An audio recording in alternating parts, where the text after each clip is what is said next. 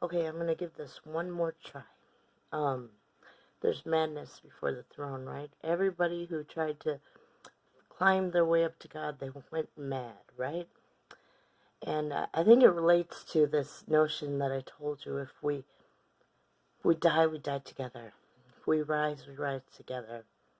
And in the rising, there's a resistance, which is why there's so much trouble around you when you talk to God, which is why the world hates you, you know, because we rise together.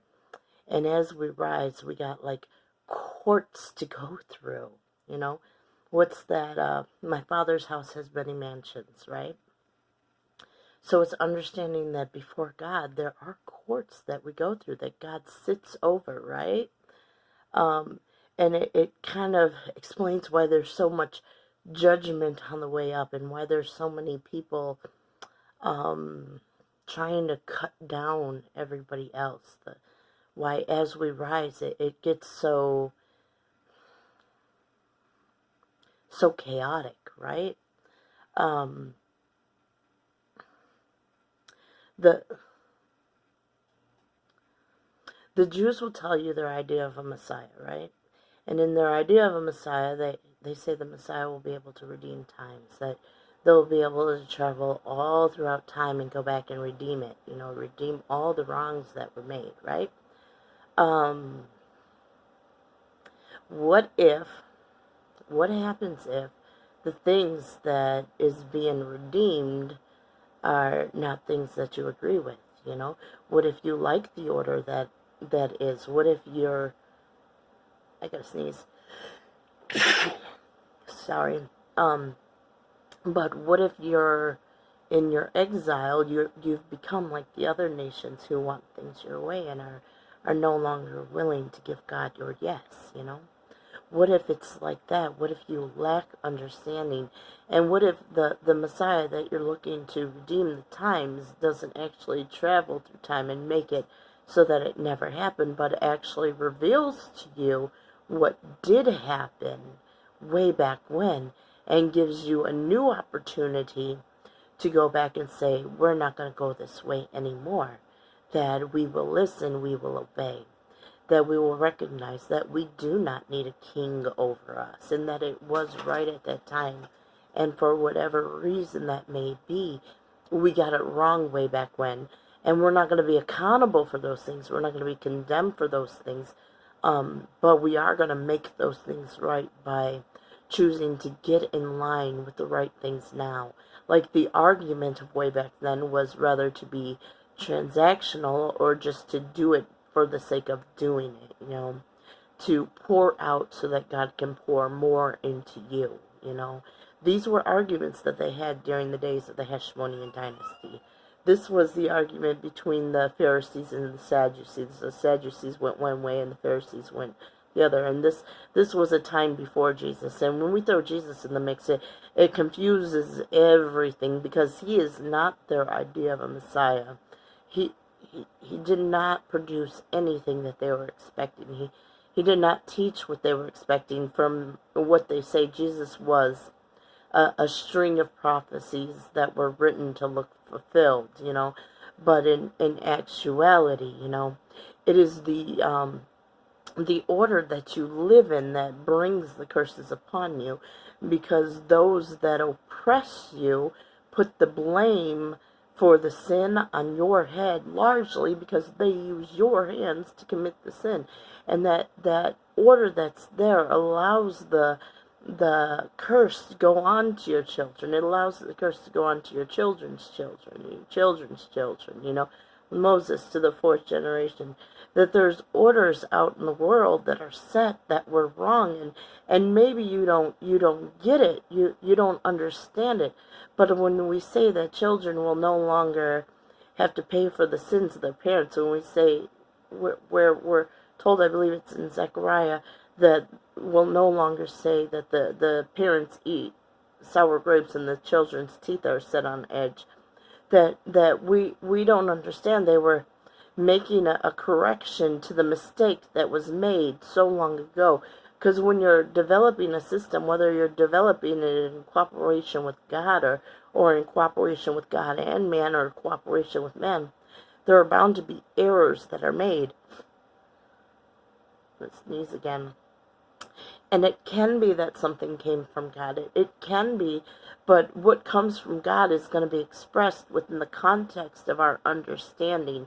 And in the context of our understanding, we may not understand what he said when he said it, but we'll get it later on. That's why he puts it in you early on, so later on you'll know that it came from him. You won't know him going forward, but you know him looking back. You know, there are things that are written that are said, and we have to be careful what we marry ourselves to, what we commit ourselves to on the grounds of our life depends on it, that it is acceptable to establish justice in these ways where children pay for the parents' crimes because Moses said it, because Noah said it. We have to be careful when we marry ourselves to these things, because there was a prophet after them that came and said that it's not going to be this way when the Messiah comes. But in all actuality, the prophet should have established that for himself when God brought the word, that it ought not be this way anymore, because that was the word that God had given them, and that word is true throughout all of time. Throughout all the time, no matter who speaks it. This is the desire of God, that your children no longer pay for your sins. You understand? That we no longer work iniquity. Stop the entrapment. Stop the schemes and the plots. You know, that we find a better way to live. That it was there. And I know I can sometimes devolve into madness as I'm trying to reconcile, like, the revelation from God with the teachings that are before me, with what's going on out in the world. It can be maddening, it can be confusing, it can be overwhelming, it can feel hopeless, it can be very, very dark, but I go through it, and you may watch me go through it. It may look a little crazy to you because you don't understand how many Sephiroth, how many worlds I'm managing in one time.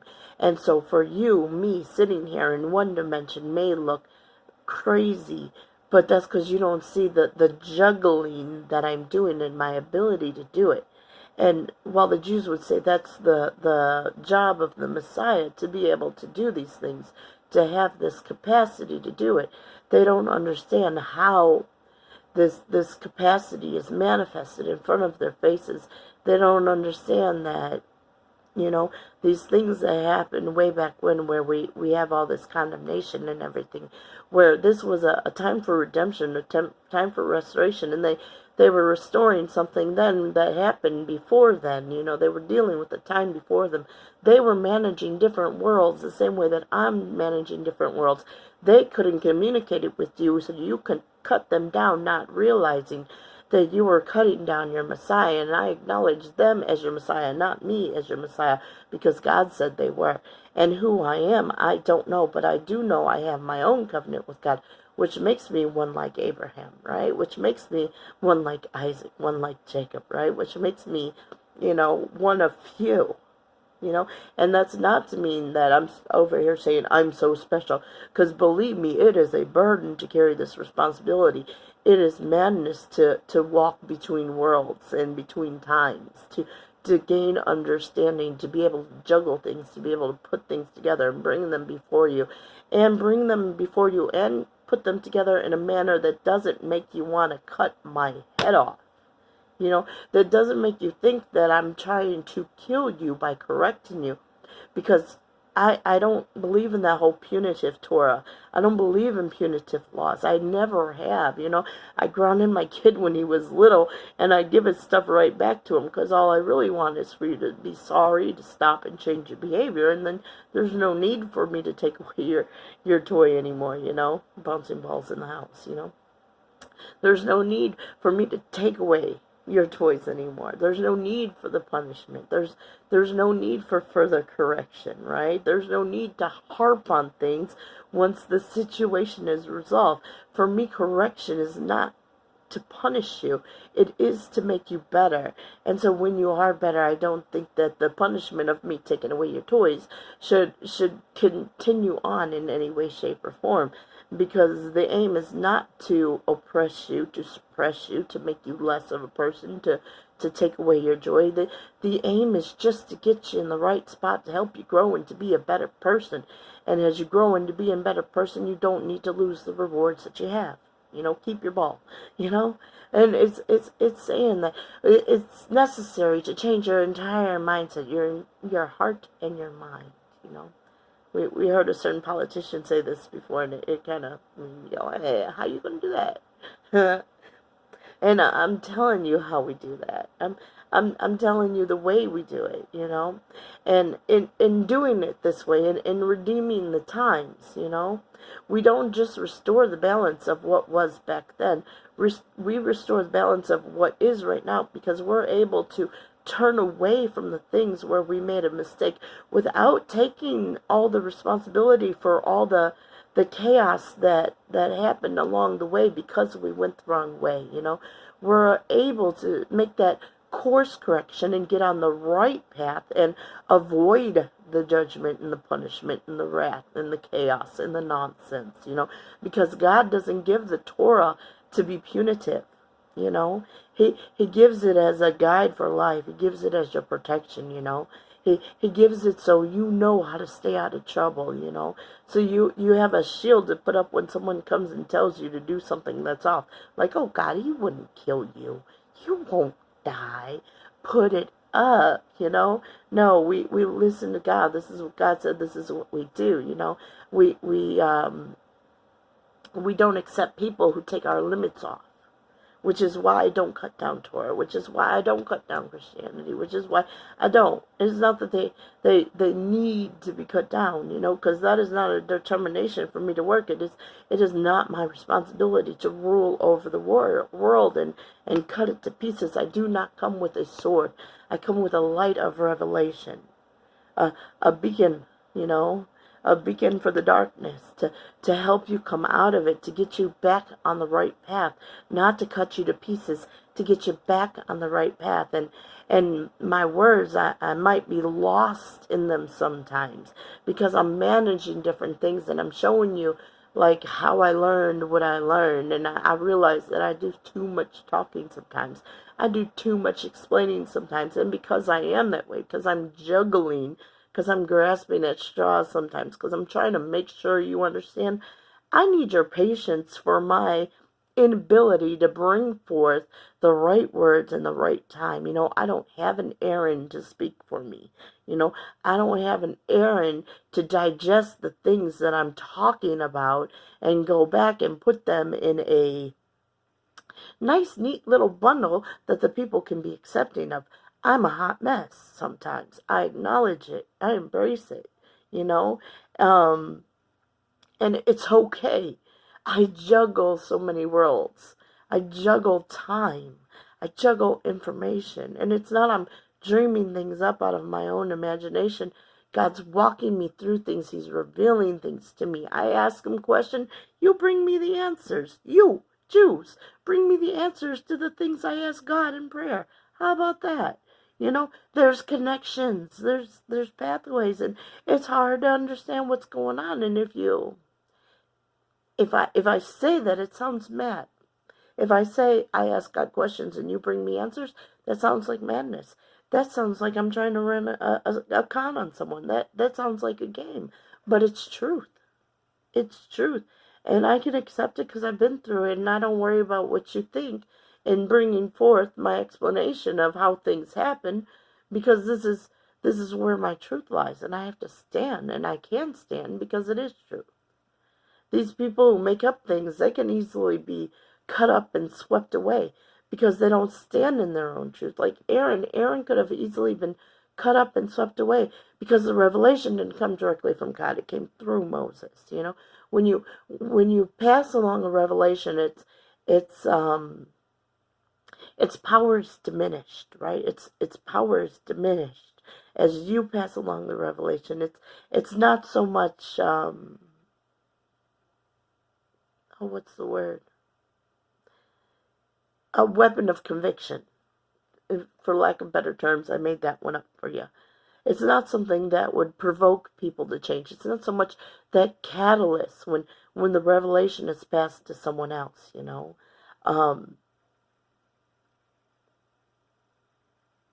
Boy, I lost my word and then I lost my train of thought. It's a mess being where I am. And I'm trying to give you the word in full power as it comes out of me. And I'm asking for your patience in my mess. Revelation, redemption, it is messy business. I can bring forth what you need to know. I can bring forth how to get back on the right path. But you got to understand, I'm not going to stand before you like a supermodel. You know, I might be a hot mess. I might not think to put on makeup. And if I go put on makeup, it'll distract me and I'll forget what I had to tell you and I won't be able to bring it forth. You know, and I want to bring it forth, and I want to bring it forth in full power. So when I get it, when I understand it, when God speaks to me, when he says it's go time, I go, makeup or no makeup. I'm a mess. Forgive my mess. Listen to my words. We're going to redeem the times if you'll listen. You know, redeem the times. You know. What else can I say? What else did I miss? Oh, the stuff in my feet says Jesus is real. And my response to you is the revelation from God was that Jesus wasn't their Messiah. Judas was. Does that mean to say that Jesus wasn't a teacher does it mean to say that Jesus wasn't who we read that he was? I didn't live during that time. I can't speak against it. I can tell you about the teachings. I can tell you where they went wrong, where they understood, where they misunderstood, where the church goes wrong in teaching what they taught. I can tell you that, but the validity, he's not who we think he was. Judas was the Messiah of the Jews. He was the one redeeming time. He was the one going through time. You know, we didn't see Jesus do that. We saw Jesus cutting up the Pharisees and saying, beware of their yeast, that it, you know, don't rise with them, he would say, basically. And I'm not confused. I'm just trying to put my words in order so that I don't wind up stepping outside of God's purpose and God's plan. I like to say that Jesus is not my problem to solve. You know, I like to say these things, right? Not because I want to cut someone down, but because that's not where my revelation lies. You know, when I read the Christian Bible and I see things within it, I know they knew things, right? Like the elect woman. What's the elect woman? Hi, not your Messiah, but I have a covenant and it's for the whole world and it's not yours yet, but I have it. You know, when we have elected officials, before they take office, they're called the elect, you know. So when they have this language like this, it tells me they had something. There was some validity there, you know. Where we say Jesus was a Jewish Messiah, I don't know, because God said Judas was the Jewish Messiah. And he showed me what the Jews were expecting. The Jews told me. And he showed me how they did redeem the times, you know. So when we're looking for a Messiah, we're looking for this. And believing in Jesus will not change the mistake that was made way back when. And Jesus didn't bring forth the revelation that Judas was the Messiah. He didn't bring forth the revelation that this was where they went wrong. He didn't redeem the time before them, you know. So I can speak from the Christian Bible. I can teach you things. I can challenge you like you're eating your neighbor. Didn't Jesus say eat him? Didn't Jesus say he was the bread of life? He's the bread of life. Then why are you eating me? You know, these are your beliefs, you know. He said you'll be judged for the order that you keep. If I judge you on the order that you keep, then it's proper and right that I should judge you for eating your neighbor when Jesus said eat him. But why should I think that would matter to you when it didn't matter when Paul said it? Because I'm not bringing before you anything that wasn't said before.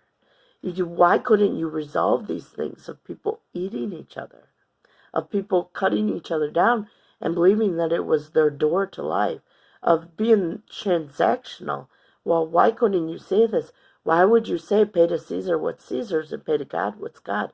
Why wouldn't you understand that when the Messiah redeemed the times before, he said you need no king?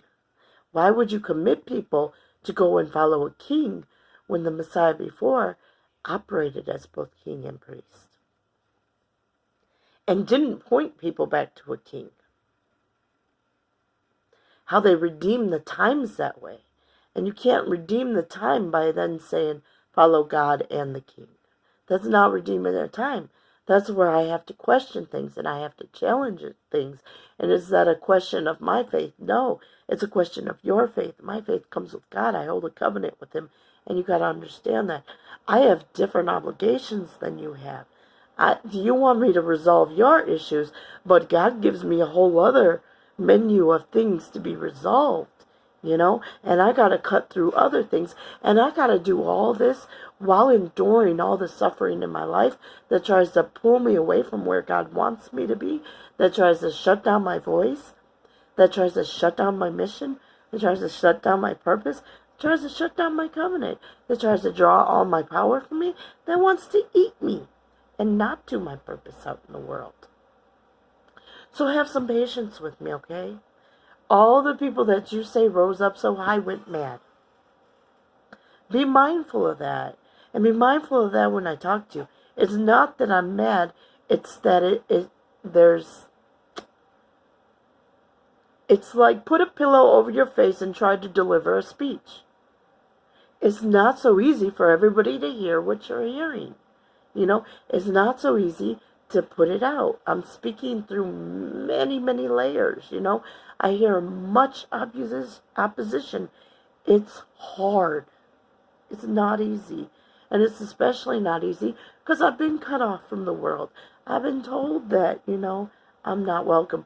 They took my words, they plagiarized my words, and they still told me that I wasn't nothing. If I was anything, they would have seen it. Are you freaking kidding me? Where do you think my revelation that you plagiarized came from? Do you think I got that from Twitter? You a lie. You know? Are you kidding me? Be patient with me. Talk to me. Don't just talk to me through videos. You want to connect with me? Ring my stinking bell. Don't climb through my window. I don't want to hear you through videos, because that's where you get to steal my words and find out how to cut me down and avoid the accountability that relationship brings, you know. Talk to me and ring my stinking bell, you know. Meet with me face to face. God wants to talk to you face to face. Can you talk with him face to face? Talk to me face to face. All right, that's about all I'm going to say, because I don't want to devolve, or what's the word? I don't want to subtract from the message that I brought before you, you know. And yeah, on top of all that other stuff, I'm broken. I can't get my words out. My vocabulary, I understand why Moses needed an Aaron. I understand why he couldn't speak. It's not easy. You throw out the wrong words. You can't find your words. You got a huge vocabulary. Can't put nothing together. You feel like an invalid. And guess what? I understand why God says the lame will lead you. You know, I understand. So you'll know that it's not me. That it is him. It's him behind me, right? You'll know. Because there's no way somebody like me could bring forth such a message to you unless I got it from him. Alright, so that's all I have to say. Y'all have a good day. God bless.